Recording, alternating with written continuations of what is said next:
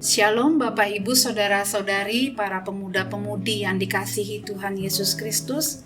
Saat ini saya Pendeta Jenny Victoria Terehala bersama rekan saya Bapak Penatua Osili Tonga hendak mengajak Bapak Ibu Saudara-saudari untuk mengikuti renungan harian yang dikeluarkan oleh Sinode Gereja Kristen Oikumene di Indonesia, GKO, dengan berpedoman pada pola pembacaan Alkitab 4M, menerima, merenungkan, melakukan, dan membagikan. Sebelum kita merenungkan firman Tuhan, mari kita satu hati di dalam doa. Tuhan Allah kami bersyukur untuk firman Tuhan yang kami baca dan kami renungkan bersama. Tuhan, pimpin kami dengan roh-Mu agar setiap hati kami terbuka kepada firman-Mu. Berkati setiap kami untuk mendengarkan dan merenungkan dimanapun kami berada, agar firman-Mu dapat kami lakukan dan aplikasikan dalam hidup kami. Di dalam nama Tuhan Yesus Kristus kami berdoa. Amin. Hari ini kita akan merenungkan firman Tuhan dengan tema Jalan Raya bagi Allah kita, dan pembacaan firman Tuhan diambil dari Injil Lukas pasal yang ketiga ayat yang keempat. Lukas 3 ayat yang 4, demikian firman Tuhan.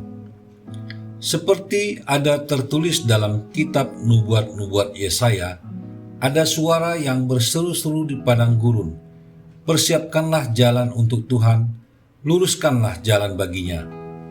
Bapak Ibu Saudara-saudari, dari pembacaan tadi kita akan merenungkan firman Tuhan dengan menggunakan pertanyaan renungan sebagai berikut. Yang pertama, apa maksud menyiapkan jalan bagi kunjungan Kristus? Sebagai nabi, Yohanes berseru supaya umat Allah mempersiapkan kedatangan Tuhan. Maksudnya Yohanes mengajak umat Tuhan untuk memperbaiki jalan Tuhan di dalam hati mereka dengan cara meluruskan jalan hidup umat melalui pertobatan, yaitu meninggalkan dosa dan hidup dalam kebenaran. Yang kedua, apakah manfaat meluruskan jalan bagi Tuhan? Yohanes Pembaptis pada waktu itu mempersiapkan jalan Tuhan lewat seruan pertobatan dan teguran yang keras terhadap orang-orang yang berbuat dosa. Lewat pelayanannya, muncul umat Tuhan yang siap menyambut Tuhan Yesus, yaitu murid-murid Yesus yang percaya bahwa Yesus adalah Mesias. Dan lewat mereka, pekabaran Injil semakin meluas. Lukas pasal yang ketiga ayat yang keempat dikutip dari Yesaya 40 ayat 3 sampai ayat yang kelima, di mana Nabi Yesaya memanggil orang-orang untuk mempersiapkan kunjungan Tuhan. Dalam konteks aslinya, Yesaya memanggil orang-orang untuk membuat lurus di padang belantara jalan raya bagi Allah kita. Yohanes mengubahnya untuk meluruskan jalannya. Sama seperti Israel membutuhkan pertobatan, kita juga perlu mempersiapkan hati kita untuk menerima Tuhan dan membantu keluarga dan teman-teman kita untuk mempersiapkan hati mereka juga. Siapkan jalan Tuhan, luruskan jalannya. Ketika seorang raja berencana untuk bepergian karena memperbaiki pekerjaan jalan sebelum perjalanannya, yaitu membuatnya lurus, rata, dan mulus, Yohanes memanggil kita untuk bertobat sebagai cara mempersiapkan hati kita untuk kunjungan Tuhan. Maka dalam Advent ini, kita perlu mawas diri sambil memperbaiki sikap hati kita kepada Tuhan dan sesama kita, dapat menjadi jalan bagi kehadiran Tuhan untuk sesama kita.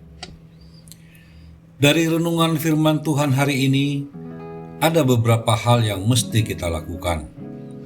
Pertama, kita harus membuka hati dan membiarkan Tuhan memeriksa hati dan seluruh hidup kita. Kita mesti bertanya pada diri kita sendiri, adakah sesuatu yang membuat hati kita belum lurus? atau belum bertobat di hadapan Tuhan atau kepada sesama. Setelah itu kita mesti mengambil langkah pertobatan secara menyeluruh, mulai dari cara berpikir, berkata, dan bertindak. Yang kedua, kita mesti merespon setiap teguran yang Tuhan sampaikan dengan rendah hati, baik melalui teguran firman Tuhan yang kita renungkan maupun melalui sesama yang Tuhan utus untuk menegur diri kita. Yang ketiga, kita mesti berdoa dan mengingatkan sesama yang masih hidup memberontak terhadap Tuhan supaya mereka mau disadarkan Roh Kudus dan berbalik dari jalan mereka yang berdosa. Mari kita bersatu di dalam doa. Kita berdoa. Bapa di surga, kami bersyukur untuk firman Tuhan yang telah kami renungkan bersama. Kami berdoa, ya Allah, kiranya Roh-Mu yang kudus bekerja di dalam hati kami, sehingga kami mau dilembutkan dan diubahkan oleh kebenaran firman Tuhan. Kami bersedia untuk hidup di dalam pertobatan, sehingga hati kami siap untuk menyambut kedatangan Tuhan di dalam kehidupan kami. Ini doa kami ya Bapa, sambutlah dan dengar. Di dalam nama Tuhan Yesus Juru Selamat kami telah berdoa. Amin. Demikian renungan firman Tuhan pada pagi hari ini. Tuhan Yesus memberkati Bapak, Ibu, Saudara sekalian. Shalom.